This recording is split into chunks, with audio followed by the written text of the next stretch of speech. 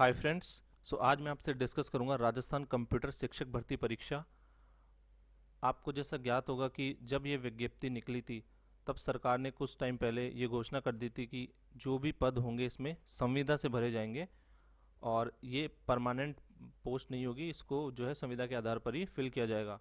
लेकिन उसके बाद काफ़ी लोगों ने इसका विरोध किया, आंदोलन किया। उसके बाद तो प्रियंका गांधी जी के समर्थन के बाद अब राजस्थान सरकार जो है एग्री कर चुकी है कि अब जो ये कंप्यूटर शिक्षक पद होंगे उनको जो है उनका पद स्थायी होगा और ये स्थायी भर्ती होगी। तो अब आपको अच्छे से इसकी प्रिपरेशन पे ध्यान देना है।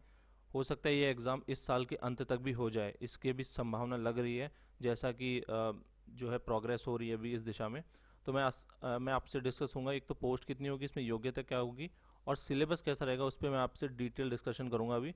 तो चलिए मैं आपको दिखाता हूँ। ये पीडीएफ सॉरी ये डॉक्यूमेंट मैंने बनाया है और काफ़ी मैंने इसको काफ़ी टाइम मतलब दे के इसको अच्छे से रिसर्च करके इस डॉक्यूमेंट को प्रिपेयर किया है। मैं ये डॉक्यूमेंट अपने टेलीग्राम चैनल पे अपलोड कर दूंगा, आप वहाँ से इसको डाउनलोड कर लेना। इसमें मैंने सारी डिटेल्स दे रखी है, लाइक सिलेबस और कौन कौन एलिजिबल हो सकता है। अभी कोई नोटिफिकेशन नहीं आया है, तो नोटिफिकेशन जैसे आ जाता है उसके बाद मैं एक डिटेल वीडियो अलग से बना दूंगा कि क्या क्या चेंजेस हुए हैं। तो अभी हाल फिलहाल आप इसके अकॉर्डिंग जो है तैयारी स्टार्ट कर सकते हैं। जो आईए की तैयारी कर रहे हैं इन्फॉर्मेटिक असिस्टेंट की, तो उनको तो कोई अलग से तैयारी करने की ज़रूरत नहीं है। थोड़ा बहुत अलग से पोर्शन आएगा, वो जब नोटिफिकेशन आएगा तब हम देख लेंगे। और जिन्होंने कोपा अगर जो डिग्री की है, कोपा आईटीआई जो होता है, अगर जिन्होंने वो सिलेबस किया तो उनको भी कोई प्रॉब्लम नहीं होगी, क्योंकि जो कोर्स होगा लगभग वैसा ही रहेगा कंप्यूटर टीचर वैकेंसी के लिए भी। तो चलिए हम स्टार्ट करते हैं। इसको हिंदी में बोलते हैं कंप्यूटर अनुदेशक भर्ती परीक्षा। अनुदेशक मतलब होता है इंस्ट्रक्टर, जो इंस्ट्रक्ट करता है किसी भी चीज़ के बारे में। अब नीचे आ जाते हैं, ये मेरे टेलीग्राम की आईडी है, यहाँ से आप इसकी जो है ये वाला डॉक्यूमेंट मैं अपलोड कर दूंगा, इसको डाउनलोड कर लीजिएगा इस टेलीग्राम चैनल से। तो ठीक है, https://t.me केशव शर्मा क्लासेस। ठीक है, इसको आप इसको जब सर्च करोगे टेलीग्राम पे तो आपको डायरेक्टली मेरी क्लासेस इस तरह दिख जाएंगी ये। ठीक है, अभी 969 बच्चों ने इसको सब्सक्राइब कर रखा है, तो आप भी यहाँ पे जाके इसको सब्सक्राइब कर लेना ताकि आपको जो भी मेरे नोटिफिकेशन हैं वो टाइमली मिल जाए। ठीक है, तो नीचे आते हैं हम। ये द हिंदुस्तान जो है न्यूज़पेपर है, हिंदी न्यूज़पेपर, उसमें आज की न्यूज़ है ये। राजस्थान गहलोत सरकार का फैसला, कंप्यूटर अनुदेशकों की निकलेगी स्थायी भर्ती। तो देखो आज की डेट है 23 जुलाई 2021, 10 सुबह 10 बजे की न्यूज़ आई। तो मैंने इसका भी जो है इसका कटआउट यहाँ पे पेस्ट कर दिया, आप इसको देख लेना न्यूज़ को। तो इसमें लिखा हुआ है राजस्थान सरकार अब सरकारी स्कूलों में कंप्यूटर अनुदेशकों की स्थायी भर्ती, नियमित भर्ती निकालेगी। पहले राज्य सरकार ने संविदा पर कंप्यूटर अनुदेशकों की भर्ती करने का फैसला किया था, लेकिन पिछले कई दिनों से हो रहे विरोध के बावजूद आखिरकार जो है बेरोजगार युवाओं की मांग मान ली गई है और जो है अब जो है आपकी जो कंप्यूटर अनुदेशकों की भर्ती होगी वो होगी स्थायी। ठीक है, और देखिए अब मैं आपको बता देता हूँ एलिजिबल कौन कौन होंगे इसमें, मतलब कौन कौन से बच्चे इसमें एग्ज़ाम दे पाएंगे, कौन कौन योग्य होंगे। तो सबसे पहले आपके पास एक ग्रेजुएशन डिग्री होनी चाहिए, और ग्रेजुएशन डिग्री किस फील्ड में होनी चाहिए तो वो आपको बता देता हूँ कि डिग्री जो है किस किस फील्ड के अंदर हो सकती है। एक तो है बीटेक, देखो बीटेक सीएस और आईटी ये तो कंफर्म है। अब एक और है डाउट मुझे कि हो सकता है ईसीई को भी कंक्लूड इंक्लूड करें, इसके चांसेस है ईसीई। ठीक है, तो ये भी इसके अंदर हो सकती है, अभी कंफर्मेशन नहीं है इसका, बट तो इसलिए मैंने इसको अभी लिखा नहीं है। बट सीएस और आईटी तो कंफर्म है। ठीक है, ईसीई का जब नोटिफिकेशन आ जाएगा तब जो है डाउट क्लियर हो जाएगा। बट जहाँ तक मुझे लगता है 99% चांस है कि कम्युनिकेशन वालों को यानी इलेक्ट्रॉनिक्स जो है उस डिपार्टमेंट को भी ये इंक्लूड कर लेंगे, इलेक्ट्रॉनिक्स की डिग्री को भी वैलिड बता देंगे। तो सी एस आई टी के साथ वो भी आ जाएगी। बी सी अगर किसी ने कर रखा है, एम सी कर रखा है, किसी ने B S C I T कर रखा है, किसी ने M S C I T कर रखा है, किसी ने पॉलीटेक्निक कर रखा है सी एस आई टी में, और जिन्होंने पी जी डी सी ए कर रखा है या जिन्होंने एम टेक की है कंप्यूटर साइंस के अंदर, तो कंप्यूटर साइंस एंड आईटी के अंदर, तो वो सब अलाउ होंगे इस एग्ज़ाम के लिए। अभी तक हाल फिलहाल इतनी जो है जानकारी मिली है। जैसे जैसे इसमें जो भी प्रोग्रेस होगा मैं आपको शेयर कर दूंगा टेलीग्राम पे और अलग से वीडियो पे भी अपलोड कर दूंगा। ठीक है, अब आते हैं संभावित सिलेबस क्या हो सकता है। तो हम देख लेते हैं संभावित सिलेबस क्या होगा। तो देखिए इसमें सिलेबस जो आएगा आपका वो कोपा प्लस आईए के अकॉर्डिंग ही होगा। ठीक है, तो इसमें से भी आपको कॉमन चीज़ें पढ़ लेनी है सबसे पहले, जब तक फिर जब आपका जब जो है आपका डॉक्यूमेंट आ जाएगा, नोटिफिकेशन आ जाएगा, जब ऑफिशियल नोटिफिकेशन आ जाएगा तब हम सिलेबस जो है कंपेयर कर लेंगे। वैसे सिलेबस ऑलमोस्ट सेम ही रहेगा, आई और कोपा के जो जो भी वहाँ पे टॉपिक्स होते हैं उसके अकॉर्डिंग ही बनेगा सिलेबस, इससे ज़्यादा डिफरेंट नहीं होगा। और अभी तक यही सुनने में आया कि शायद 70% आपका कंप्यूटर साइंस का पार्ट रहेगा, ठीक है, और 30% आपकी राजस्थान जी के रहेगी। तो उस चीज़ में आप देख लेना एक बार, राजस्थान जी के को भी आप अकॉर्डिंगली पढ़ना शुरू कर देना, और कंप्यूटर साइंस वाला पार्ट तो आपको पढ़ना ही है। कोपा का मतलब होता है computer operator and programming assistant, ये इसकी फुल फॉर्म होती है, ठीक है। और यहाँ पे मैंने इसका सिलेबस का एक कटआउट मैंने इंटरनेट से जो है डाउनलोड करके यहाँ पे पेस्ट कर दिया, आप इसको देख लेना। सबसे पहले तो ये एक मतलब शॉर्ट जो इसका सिलेबस है उसको मैंने यहाँ पे लिख दिया है। इसके अलावा जो डिटेल सिलेबस वो मैंने नीचे मेंशन कर रखा है, वो मैं अभी उस पर आऊँगा। सबसे पहले देख लेते हैं सिलेबस में क्या क्या होता है। Computer component, Windows operating system, computer basic software installation, DOS command line, word processing software, spreadsheet application, internet concept, web design concept, networking concept और साइबर सिक्योरिटी। तो ये टॉपिक्स होते हैं कोपा के अंदर। अब हम नीचे आ जाते हैं, इनका डिटेल जो इन टॉपिक्स के भी सब टॉपिक्स हैं तो वो सारे देख लेते हैं। सबसे पहले आपका आएगा इंट्रोडक्शन टू कंप्यूटर कंपोनेंट्स। तो देखिए इसके अंदर क्या क्या आएगा। सिंपल जो आप पढ़ते आ रहे हैं कि कंप्यूटर के विभिन्न भाग कौन कौन से हैं, कौन कौन से होते हैं भाई। हार्डवेयर होता है, सॉफ्टवेयर होता है। हार्डवेयर सॉफ्टवेयर के अलावा कौन कौन से भाग होते हैं, जो आपकी एक्सटर्नल डिवाइसेज होती है, जैसे जैसे आपका माउस हो गया, जैसे आपका हो गया प्रिंटर हो गया, जैसे आपका हो गया स्कैनर हो गया, ये सब चीज़ें ना। तो ये सब चीज़ें आपके हार्डवेयर डिवाइसेज में आ जाएंगी। और इनपुट आउटपुट डिवाइसेज भी बोलते हैं इनको। तो इनके जो फीचर्स है ये सब पढ़ लेना कि प्रिंटर कितने प्रकार के होते हैं, स्कैनर क्या होते हैं, ऑप्टिकल जो रीडर्स आती है, MICR मशीनें आती है वो क्या होती है, ये सब चीज़ें आपको पढ़नी है। तो यहाँ पे आपका कंप्लीट हो जाएगा इंट्रोडक्शन टू कंप्यूटर कंपोनेंट्स। इसके बाद आता है इंट्रोडक्शन विंडोज़ ऑपरेटिंग सिस्टम। देखो अभी के लिए आप पहला चैप्टर पढ़ो, मैं बताता जा रहा हूँ जो जो आपको पढ़ना है। Introduction to component, computer component, ये तो आपको पढ़ना ही पढ़ना है, ये तो आएगा, मस्ट है, ये तो वेरी वेरी इंपॉर्टेंट चैप्टर है। दूसरा आपको अभी नहीं पढ़ना क्योंकि अभी इसका कंफर्मेशन होने दो। अभी के लिए हाल फिलहाल कोई ऐसी कंफर्मेशन नहीं है कि विंडोज़ ऑपरेटिंग सिस्टम पूछा जाएगा। मुझे लगता है कि ये शायद ना पूछा जाए, हो सकता है ऐसा, ठीक है। ये 50-50% चांस है इस चैप्टर का। तो जैसे ही अगर ऑफिशियल नोटिफिकेशन इसका आएगा तो मैं आपको बता दूंगा कि आपको ये पढ़ना है नहीं पढ़ना। अभी के लिए तो फिलहाल आप सेकंड चैप्टर को छोड़ देना, फर्स्ट को आपको पढ़ना है, ठीक है। तो पहला पढ़ना है, दूसरा नहीं पढ़ना अभी। फिर आते हैं computer basics and software installation, इसको भी आप अभी छोड़ सकते हो। अभी के लिए आप इसको छोड़ दो, जो है इसका मैं आपको बाद में जब ऑफिशियल नोटिफिकेशन आ जाएगा तब आपको बता दूंगा। हाँ, चौथा भी आपको अभी छोड़ देना, चौथा और पांचवा है ना, introduction to DOS command line, ये भी अभी आप छोड़ दो, ऑपरेटिंग सिस्टम्स वगैरह इसका अभी आप रहने दो। इसके अलावा आपको जो जो सबसे इंपॉर्टेंट चैप्टर जो करना है अभी वो है वर्ड प्रोसेसिंग सॉफ्टवेयर, जिसमें आपका आता है MS ऑफिस।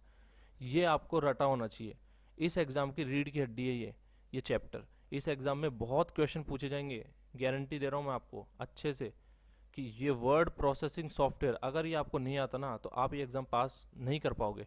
MS ऑफिस से हर, चाहे कोई सी भी एग्ज़ाम उठा लो आप, MS ऑफिस से भर भर के क्वेश्चन पूछते हैं। MS ऑफिस, MS एक्सेल और आपका जो होता है PPT पावर पॉइंट प्रेजेंटेशन होता है, उनसे तो भर भर के क्वेश्चन आते हैं हर बार, किसी भी एग्ज़ाम की देख लो आप उठा के। तो वर्ड प्रोसेसिंग सॉफ्टवेयर ये तो आपको रट लेना है, आपको हर कमांड याद होनी चाहिए, आपको पता होना चाहिए कि MS ऑफिस में शॉर्टकट कीज़ क्या क्या होती है, किस कमांड से कैसा वर्क होता है, ये सब चीज़ें आपको पता होनी चाहिए। टेम्पलेट बनाना आना चाहिए, देखो यहाँ पे डिटेल में लिख दिया मैंने सब कुछ क्या क्या आपको पढ़ना है। क्रिएट, सेव, फॉर्मेट करना किसी भी डॉक्यूमेंट को, ऑब्जेक्ट बनाना, मैक्रो बनाना, मेल मर्ज करना, टेम्पलेट बनाना, ये सब आपको आना चाहिए वर्ड के अंदर, ठीक है। स्प्रेडशीट, स्प्रेडशीट का मतलब होता है एक्सेल, सिंपली एक्सेल बोलते हैं इसको नॉर्मल भाषा में। तो स्प्रेडशीट के ऊपर आपको अच्छे से काम करना आना चाहिए।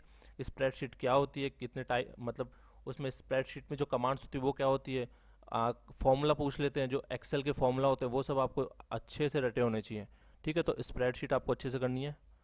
फिर आता है इमेज एडिटिंग प्रेजेंटेशंस, ये आप अभी छोड़ दो, स्किप कर दो, ये अभी ज़रूरी नहीं है, जब सिलेबस आएगा तब देखेंगे, इसको अभी छोड़ दो, ठीक है।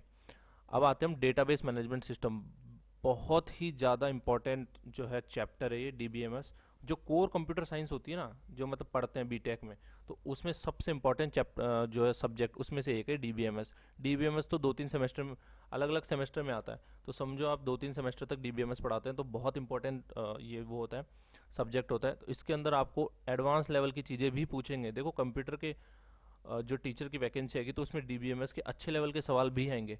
अगर आपकी वरिष्ठ अनुदेशक की वैकेंसी भी निकलती है उसी टाइम, ठीक है, वरिष्ठ अनुदेशक मतलब जो आपका जो सेकंड ग्रेड के टीचर बनेंगे कंप्यूटर के अंदर, तो उन लोगों को तो ये समझ लीजिए बहुत अच्छे से प्रिपरेशन करनी पड़ेगी, उनको नेटवर्किंग की भी पढ़नी पड़ेगी, DBMS के बहुत डीप तक जाके आपको कंसेप्ट पता होनी चाहिए, तभी आप क्वेश्चन सॉल्व कर पाओगे। हो सकता है आपको नेट UGC लेवल के सवाल मिल जाए, वरिष्ठ अनुदेशक परीक्षा में। तो इस चीज़ का आप ध्यान रखना। अगर आप नॉर्मल इसकी तैयारी कर रहे हो, जो अभी हम अनुदेशक की तैयारी कर रहे हो, तो उसमें तो कोई दिक्कत नहीं होगी, उसमें तो नॉर्मल लेवल के क्वेश्चन आएंगे। बट वरिष्ठ अनुदेशक में अच्छे खासे लेवल के क्वेश्चन आएंगे। तो उसकी स्ट्रैटेजी मैं बता दूंगा जब भी वो, जैसे ही ऑफिशियल नोटिफिकेशन आएगा मैं सारी स्ट्रैटेजी अलग से बना के बता दूंगा आपको, कोई प्रॉब्लम नहीं है उसमें। ठीक है, तो हम आगे चलते हैं।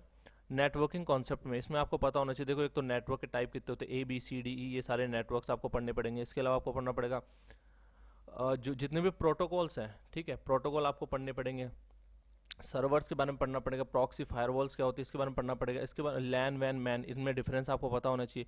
और ये जो आपके हार्डवेयर्स होते हैं ना, नेटवर्किंग हार्डवेयर बोलते हैं इनको, मॉडेम क्या होता है, हब क्या होता है, स्विच, राउटर, ब्रिज, इनमें आपको अंतर पता होना चाहिए। इसके अलावा नेटवर्क केबल्स, टेक्नोलॉजी जो नई नई आ रही है अभी, जैसे 5G के बारे में कोई क्वेश्चन पूछ सकते हैं आपको, आपको पूछ सकते हैं 6G के बारे में, उसकी स्पीड कितनी होगी, 5G की स्पीड रेंज क्या होगी, 4G की क्या होगी, इस तरह के क्वेश्चन पूछ सकते हैं। क्या 3G और 4G के बीच में भी कोई बैंड आता है, उस बैंड की जो है फ्रीक्वेंसी कितनी होती है, इस तरह के, इस टाइप के क्वेश्चन आपसे पूछे जा सकते हैं नेटवर्किंग में। तो ये चीज़ आपको अच्छे से जो है रिमेंबर रखनी है कि नेटवर्किंग में, नेटवर्किंग की तैयारी आपको बहुत अच्छे से करनी है।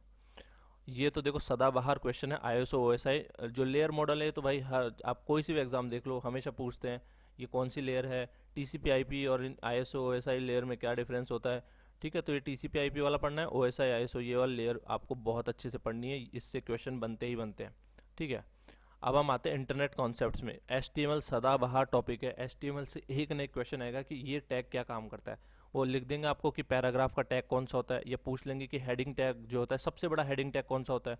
इस तरह के क्वेश्चन आपको पूछ लेंगे। अगर मुझे स्पेस डालना है HTML पेज के अंदर, तो मैं किस टैग का प्रयोग करूंगा, इस तरह के क्वेश्चन आपको HTML में पूछेंगे। तो देख लो यहाँ पे आपको पता होना चाहिए पहले तो इंटरनेट का आविष्कार कब हुआ, किसने आविष्कार किया, ये सब नॉर्मल क्वेश्चन तो आपको पता होने ही चाहिए। इसके अलावा आपको ये पता होना चाहिए DNS क्या होता है, जिसको बोलते हैं डोमेन नेमिंग सिस्टम, वो क्या होता है। ईमेल सर्वर्स क्या होते हैं, ईमेल ईमेल के भी डिफरेंट टाइप होते हैं, उसमें भी फिर आपको पढ़ना पड़ेगा। पॉप वगैरह क्या होते हैं, ठीक है, P2P नेटवर्क, ये मतलब सब चीज़ें आपको पढ़नी पड़ेगी इसमें। इसके अलावा देखो वेब डिज़ाइन में आप अभी अभी के लिए आप लैंग्वेज छोड़ दो, C++ ये सब अभी छोड़ दो, और अभी के लिए फ़िलहाल HTML ही पढ़ना। XML और VB स्क्रिप्ट ये अभी पढ़ने की ज़रूरत नहीं है, जब सिलेबस आएगा तब हम देख लेंगे। अगर एडिशनल कुछ चीज़ें दे रखी होंगी तो मैं अलग से मेरे चैनल पे आपको हर वीडियो मिलेगी, कंप्यूटर टीचर की कंप्लीट मैं आपको स्टडी कराऊंगा विदाउट एनी कॉस्ट, आपको फ्री में सब कुछ मिलेगा, मटेरियल एंड ऑल। तो आप उसकी चिंता मत करो, मैं अपने यूट्यूब चैनल पे हर चीज़ अपलोड करूंगा। कंप्यूटर वैकेंसी जैसे आपका जो है सिलेबस जारी हो जाता है, मैं उसके अकॉर्डिंग बनाना शुरू कर दूंगा। ऑलरेडी मैं IA की बहुत सारी वीडियोज़ डाल चुका हूँ, अगर आपको रेफरेंस चाहिए तो आप वहाँ से देख सकते हैं। बहुत सारी वीडियोज़ मैं ऑलरेडी डाल चुका हूँ, आप वहाँ से रेफरेंस ले लीजिए, आपको काफ़ी चीज़ों का आइडिया लग जाएगा। ठीक है, अब हम आते हैं इंट्रोडक्शन टू जावास्क्रिप्ट। इसको छोड़ दो कंप्लीटली, इसको बिल्कुल टच मत करना है। बहुत, देखो ये बहुत ही लेंदी टॉपिक है, ये इजी टॉपिक नहीं है, तो इसको तो अभी आपको जो है टच नहीं करना। जब वहाँ पे सिलेबस आएगा अगर उसमें होगा तो मैं अलग से इसकी वीडियो बना दूंगा कि इसको कैसे कवर करना है।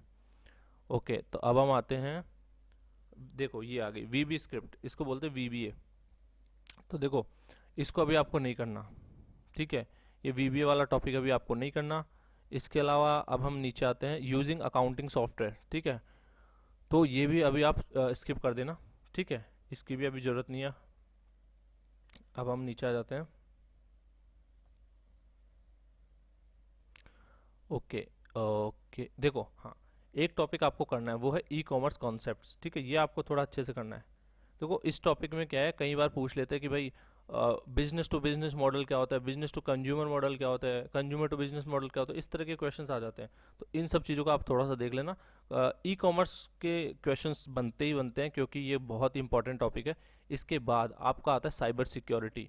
तो भाई ये तो आपको अच्छे से पढ़ना पड़ेगा, क्योंकि आजकल साइबर सिक्योरिटी के बहुत से केसेस देखे जा रहे हैं। तो आपको आइडिया होना चाहिए साइबर सिक्योरिटी क्या होती है, थ्रेट्स क्या होते हैं, DDoS अटैक क्या होता है, डॉस अटैक क्या होता है। ठीक है, ये सब आपको जो भी थ्रेट्स होते हैं, आपको वायरस पता होनी चाहिए, मेलवेयर क्या होता है, ट्रोजन हॉर्स क्या होता है, इनमें डिफरेंस क्या होता है, ये सब चीज़ें आपको बहुत अच्छे से पता होनी चाहिए। और IT एक्ट्स वगैरह ये भी आपको थोड़ा सा पढ़ना पड़ेगा। GK टाइप का है थोड़ा। IT एक्ट क्या होता है, IT एक्ट जो बना था भारत में, उसके अंदर क्या क्या लॉज है, उसमें क्या क्या पेनल्टीज़ है, उसमें अगर आप साइबर क्राइम करते हो तो किस तरह से जो है आपको उसको हैंडल करना है, ये सब चीज़ें उसमें मेंशन कर रखी है।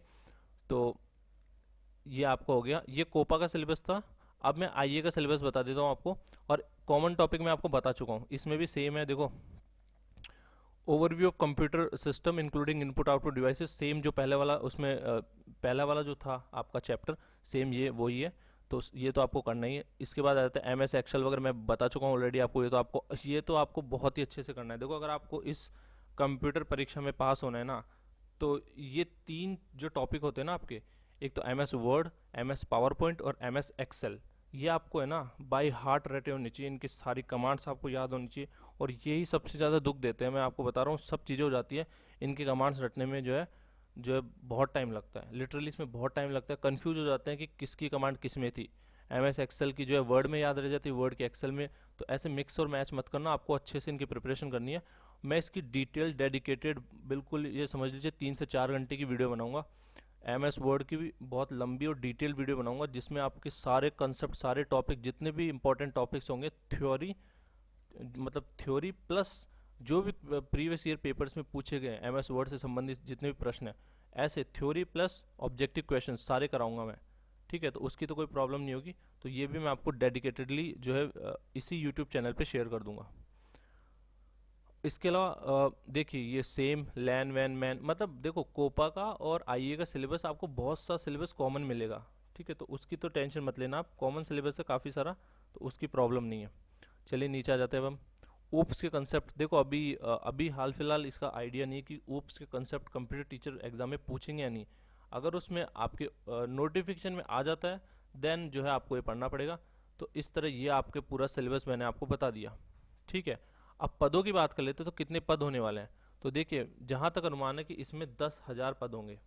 ठीक है, अभी तक जो अनुमान लग रहा है, तो इसमें ये लग रहा है कि इस एग्ज़ाम में 10,000 पद होंगे, 10,000 के आसपास, 10,000 से ज़्यादा ही होंगे।